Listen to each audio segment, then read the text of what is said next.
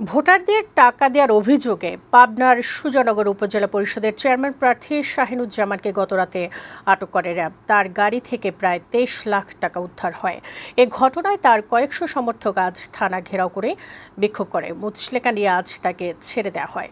এছাড়া সিরাজগঞ্জ সদর উপজেলার এক চেয়ারম্যান প্রার্থীর পক্ষে গোপন বৈঠক করার অভিযোগে 5 প্রিজাইডিং কর্মকর্তা সহ 6 জনকে আটক করেছে পুলিশ।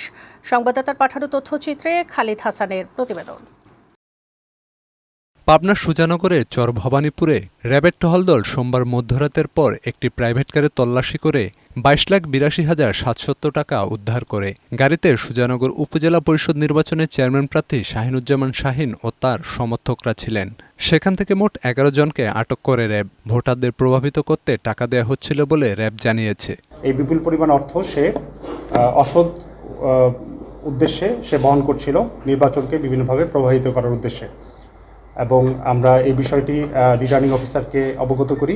খবর পেয়ে রাতে থানা ঘেরাও করে বিক্ষোভ শুরু করে শাহিনের সমর্থকরা। পরে আন্দোলনের মুখে মঙ্গলবার দুপুরে মুচলেকা নিয়ে চেয়ারম্যান প্রার্থীসহ আটকদের ছেড়ে দেওয়া হয়। এদিকে সিরাজগঞ্জ সদর উপজেলা নির্বাচনে এক চেয়ারম্যান প্রার্থীর হয়ে কাজ করতে গোপন বৈঠক করার অভিযোগে 5 প্রিজাইডিং কর্মকর্তা সহ 6 জনকে গ্রেপ্তার করেছে পুলিশ। ঘটনার পর নির্বাচনের দায়িত্ব থেকে তাদের সহ মোট 10 প্রিজাইডিং কর্মকর্তাকে সরিয়ে দেওয়া হয়েছে বলে জানান সিরাজগঞ্জের ডিসি। পুলিশ সুপার মহোদয় ওনাদের যে প্রযুক্তি আছে সেই প্রযুক্তি ব্যবহার করে জড়িতদের প্রাথমিকভাবে শনাক্ত করতে পেরেছেন, এবং ইতিমধ্যেই এই জড়িতদের মধ্যে যিনি ওই গোপন বৈঠকটা আয়োজন করেছেন তাকে এবং 5 জন প্রিজাইডিং অফিসারকে আটক করা হয়েছে।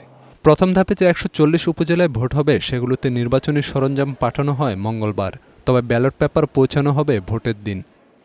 ডেস্ক রিপোর্ট, বৈশাখী সংবাদ।